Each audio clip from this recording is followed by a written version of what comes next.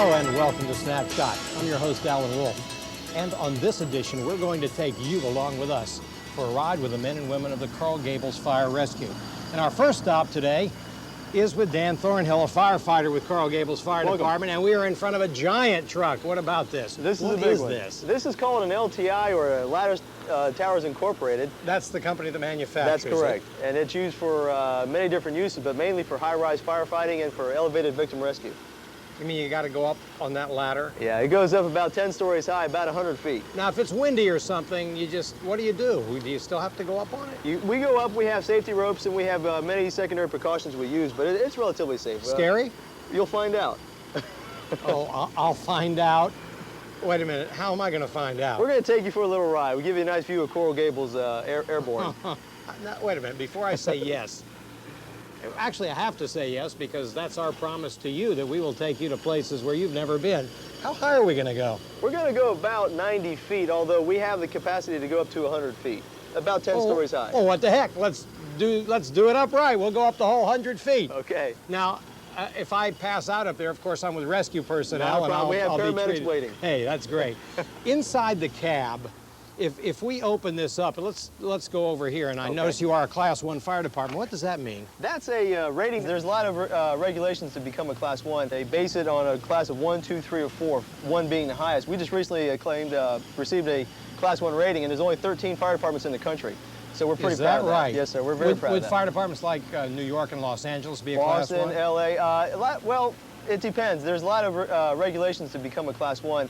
Water system is very important. So some of the bigger departments don't have the adequate water system, so they can't get the Class 1 rating. Very interesting. Lots of gauges in here and a headset. Right. What's this for? It takes about 9 months to become a driver engineer to be qualified to drive the vehicle. There's many gauges, different temperatures, fuel, oil, transmission. Then we have hydraulics involved also. That operates a pump. Is that in addition to your fire academy training? That's correct. This is above and beyond our training as a firefighter. This becomes a driver engineer's title. So it really entails a lot of very special skills to be able to be a driver engineer. As we look back here, we see lots of gauges, some shiny pipes. Well, you know the fire department, we're always shining our trucks. Everybody always says, they drive by and they always see us wiping the trucks. We do it for different reasons. One, because we need to have it nice and clean, obviously, for when we need to use it, so our gauges are clear. Do the rookies have to do the polishing? Well, I didn't want to say that. Okay. Yeah. That's why we have rookies also. They do a lot of the cleaning around here. But and everybody is a rookie one time or another. I was a rookie once myself. So I don't see any polish marks on your hands. Yeah, it's worn off over the years, I guess. Seriously, does everybody have a particular duty when it comes to non-firefighting, non-rescue duties? Are there station duties as well that pertain to your truck? Sure. It's a house. We have a firehouse, and along with the house, you have duties that are associated with it. We have cleaning and mopping and sweeping and so on. And really, you live there? It's our house. Every third day of our life, we spend it there. So we do our housekeeping as well. Got to have a clean house. And so you clean it for aesthetics, and I guess you have to make sure that everything's working as well. Are there those kinds of checks that are conducted also? Every Tuesday, we do what we call a truck check. And every vehicle is taken out, operated, flushed, cleaned. Every pump is checked. All the hoses and the equipment is run through. We do that, like I said, there might be 3 or 4 weeks or even months go by, we won't use a particular piece of equipment, but that one time you need it, we need to make sure it operates properly. So we do it every week. Every Tuesday we do a truck check. Do you frequently find that things don't work and have to be repaired? Not really. Again, by keeping a weekly truck check, we keep up to date a lot on all that, so we don't really have a problem with that. I notice you have a lot of doors here. Yeah. Is this where you keep the rookies with their polish equipment inside here? It depends if they've been bad. Okay. We have different doors in there which have different equipment. We have first aid equipment in there. We have different hoses, axes, tools for forcible entry. We have an item called an arc air. It's a tool for cutting through metal and iron bars, things like that. We've seen those on previous snapshots because, as our viewers know, you all have been with us on many occasions here with the fire department here in Coral Gables. This big support, for what? What's it for?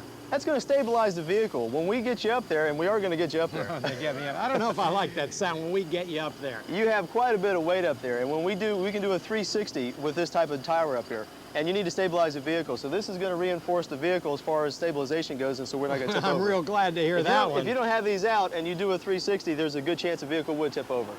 But now when I go up in this ladder, that's still kind of hard for me to think about. When I go up on this ladder, these are going to be in place, and we're not going to be like flipping over on television. It hasn't tipped over in the last couple of days, so we should be okay. Well, that's great. Well, I needed that one, didn't I, in the last couple of days. Okay, lots of gauges here. Are Yes, these sir. important when you're out fighting fires, for Yes, example? sir. This goes along with that driver's engineer training I was telling you about. This is extremely critical on a fire ground. Each one of these gauges represents a particular hose that might be flowing water. And the driver engineer's position is he's got to make sure you have enough or adequate pressure when you're on a fire ground. If your pressure drops, that means your water's dropping, you're in a fire without water. So you can see the importance of the job. The driver engineer stays here, doesn't go in the He fire. doesn't leave the pump panel. He stays here, he stays with the apparatus, and he maintains these gauges. This is our lifeline. If our gauges go down, firefighters go down. So you really got to rely on your driver. That's a very important position.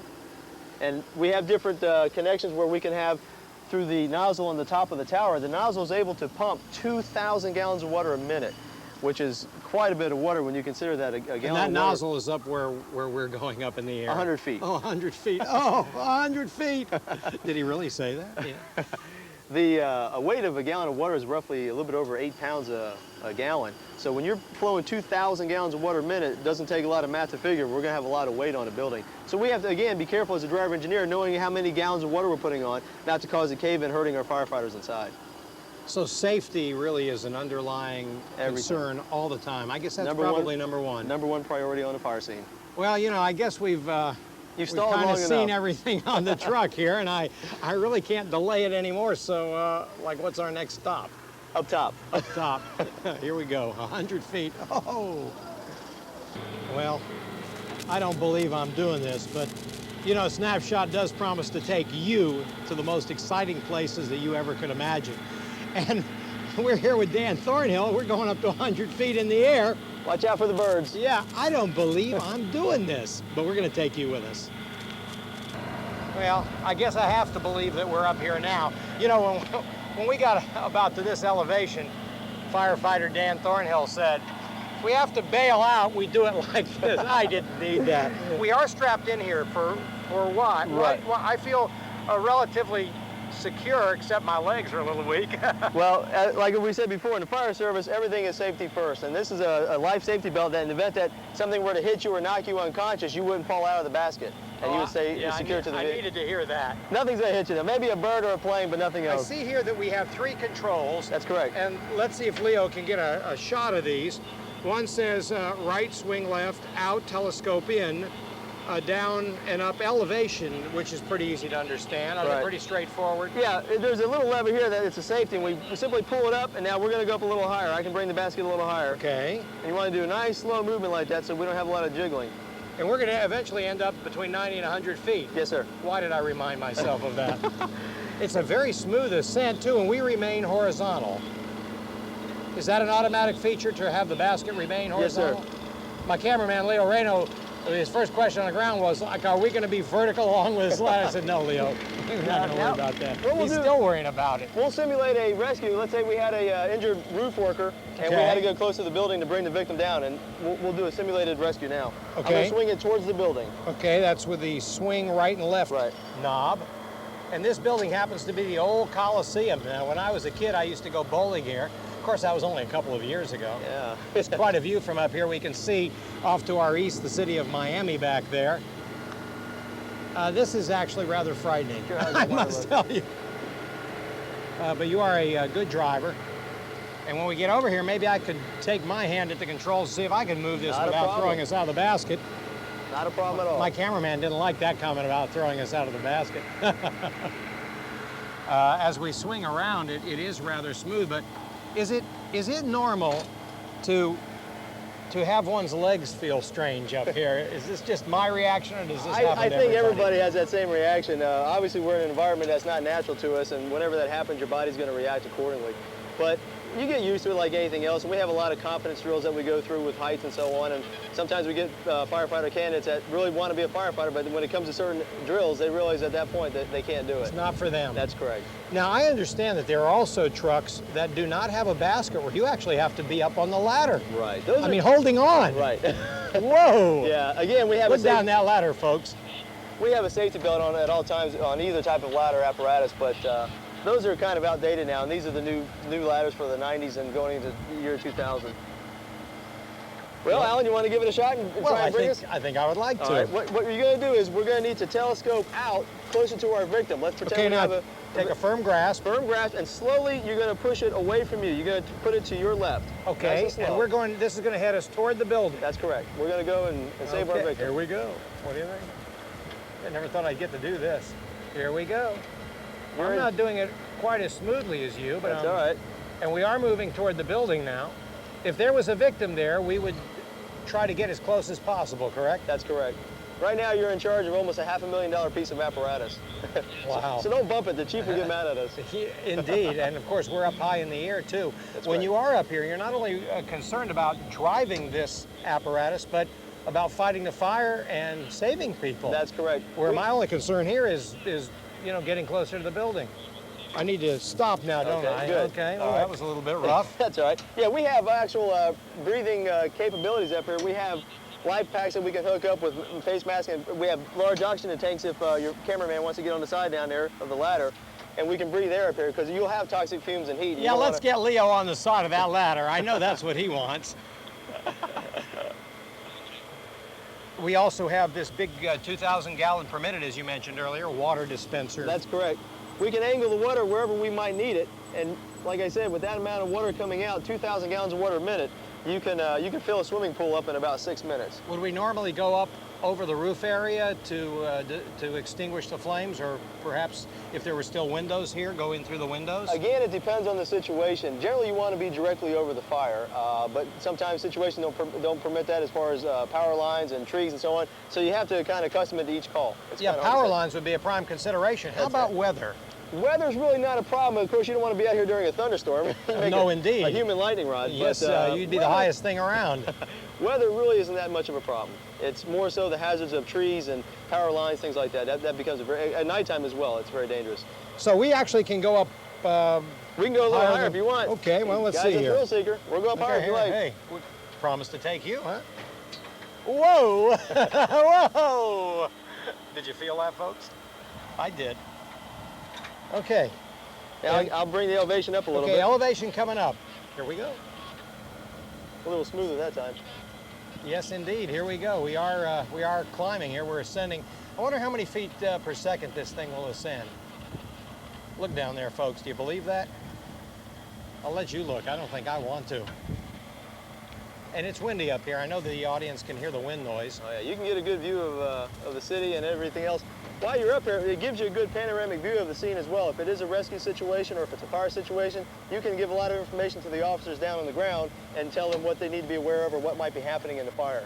As a reference point, we are facing south now on the north roof of the old Coliseum.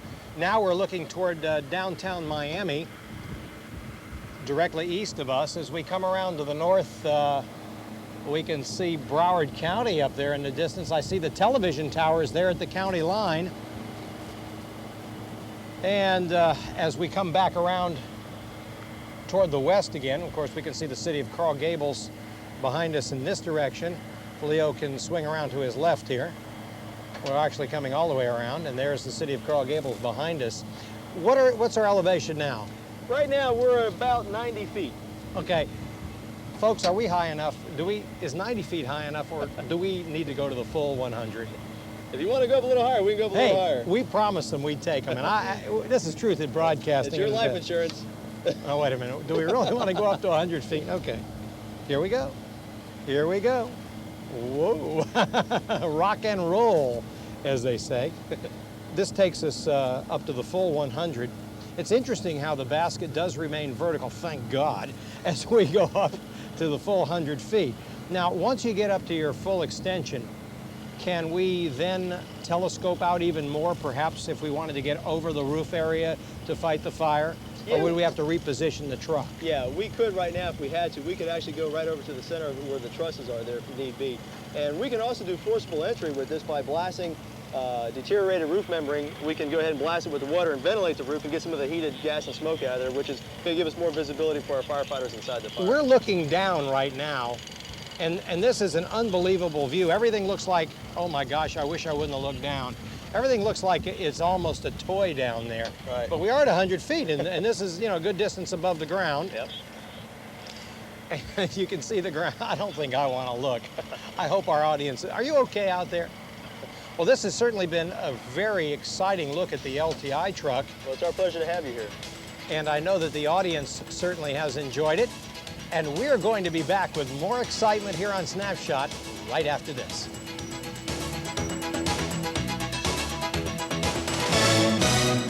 Hi, Alan Wolfe back with you. You know, one of the things that firefighters constantly have to do is to keep their skills sharp. And one way they do that is through training. Today we're going to see a training session that involves saving your life. When you arrive on scene, you have someone, a lady, about 30 years old, come to the door. She tells you that her father just went down. He's in the living room right now. Hey, There's your buddy, patient. all right? Okay, good. No response, Lloyd. No response? No.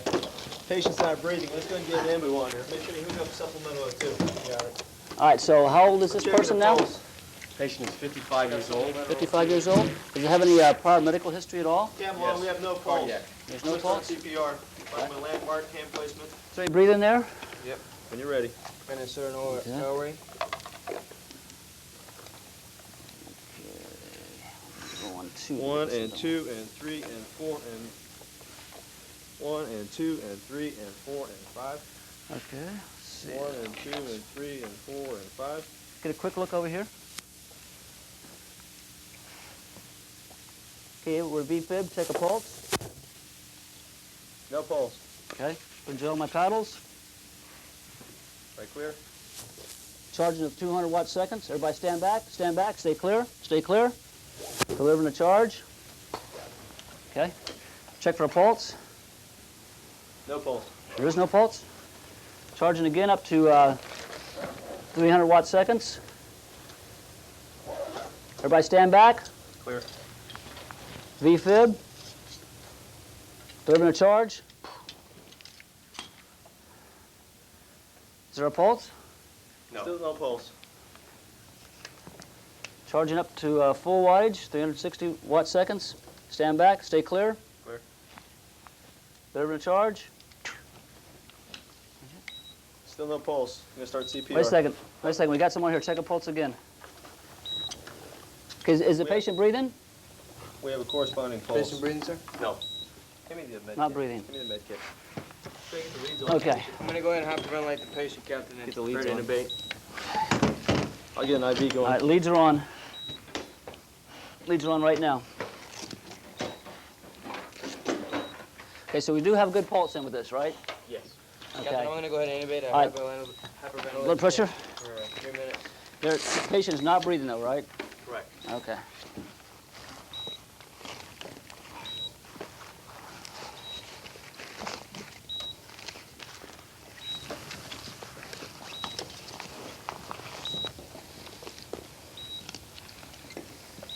You want to put a check breath sounds on? Okay. Listen to breath sounds. Hear breath sounds on this side? Yes. Hear breath sounds on this side? Yes. Okay, we're in. Okay, I'm Checking the gonna blood secure pressure. What's the blood Alcohol pressure? prep. Blood pressure is 60 Prepping over my 40. site. 60 over 40. Okay, we got a 60 over 40 blood pressure. We give atropine. Okay, IV not established Okay, we can give an ET tube then. IV's not established yet. Atropine sulfate. Okay, tube secure. Let's get one out of One here. hand in atropine. yet. Okay, we got an IV. IV's in. Is being disposed of in a container properly. Is the patient having any spontaneous respiration? No. IV's flowing. Pulse equal to the monitor? Yes, what you see is what you get. Did you get atropine on board yet? You got the IV going? You got it ready to go. You still prepping it? Okay, let's It's go all down the set. IV's ready. ET tube. Go down the ET tube. Squirting in 0.5 milligrams of atropine. It's in. Taking a pulse still. Does pulse correspond to the scope? Yes. Okay. We're getting an increase in the pulse rate a little bit. No, not at this point. Okay. Blood pressure. Yes. Okay. Okay, IV's on board. How about the blood pressure? What's the blood pressure? Blood pressure's still about the same, about 60 over 40. Okay. How about the breathing? No respiration. Can you recheck my breath sounds? Checking the breath sounds again. How's it on the right? Good. How's it on the left? Good. Okay. And deliver 0.5 more milligrams of atropine. All right. Check my medication. Prepping my site again. Checking the pulse still. Shutting down my IV. Checking breath sounds again. 0.5 milligrams atropine on board. No changes. IV open, flowing through. How are her pupils, sir? Pupils? Fixed and dilated. We're getting an increase in pulse. Does that correspond to the, on the scope, does it correspond to the, the pulse, the actual pulse itself? Yeah, you do have a better pulse now. You're feeling maybe, say 40 beats a minute. That's all, huh? Okay, what's the blood pressure? That's coming up too. You have about, say, 80 over 40. Okay, let's give 0.5 more milligrams of atropine. All right. Shutting down my line. Checking on breath sounds again. Prepping my site. Feel good. Checking my medication. Breathing on her own at all? Date We got a clarity. pulse. Maybe a little bit. It's hard to tell at this point. Maybe a little bit. She's starting to breathe some on her own? 0.5 milligrams atropine on board. IV open, flushing through. Okay, we're getting a little increase there. How about the pulse? What's the pulse now? Okay, you're getting closer. You're about, say, 60. 60, okay. How's blood pressure? Radial pulse, yes. And the radial? Ooh, we got a good blood pressure. What's the blood pressure then? You're getting blood about pressure? 100 over 70.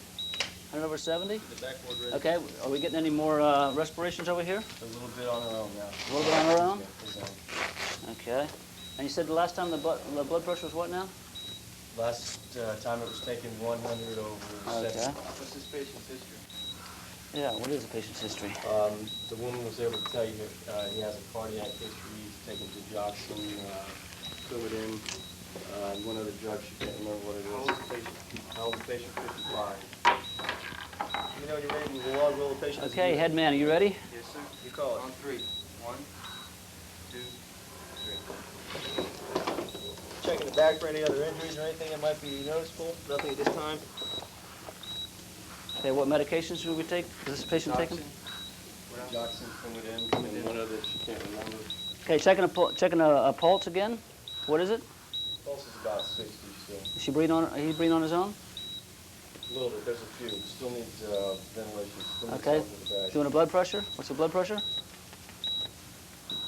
About 110 over 80. Okay, we're ready to transport them.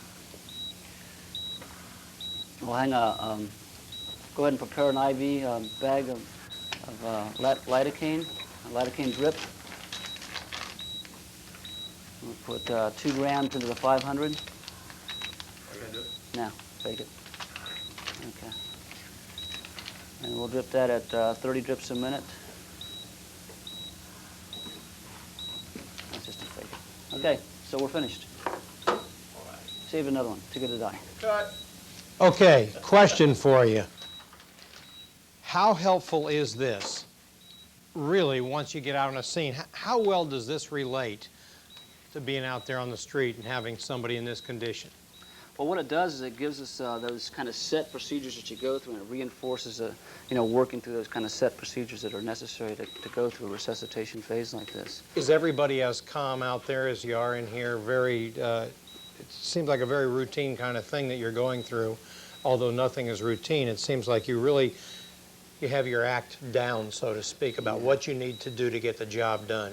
Yeah, and that's the reason why we do this training, to keep down that excess chaos that might develop, And when we do this kind of training like this, then everybody kind of gets in the same program, and everybody works together. We've worked together before and these kind of things, so it helps out in that way. And then when we were on a real resuscitation, we've already gone through these things, and it's kind of like, the same procedure as just another person, but the same kind of procedures, and we go through those procedures, whatever is necessary we do.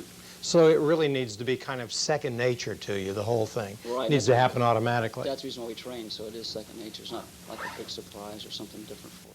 And of course, training is vital for what firefighters have to do. And we thank you for allowing us to come to your demonstration. We thank you for joining us on this edition of Snapshot. Till next time, remember, keep your focus right here on Snapshot. I'm your host, Alan Wolfe. We'll see you then.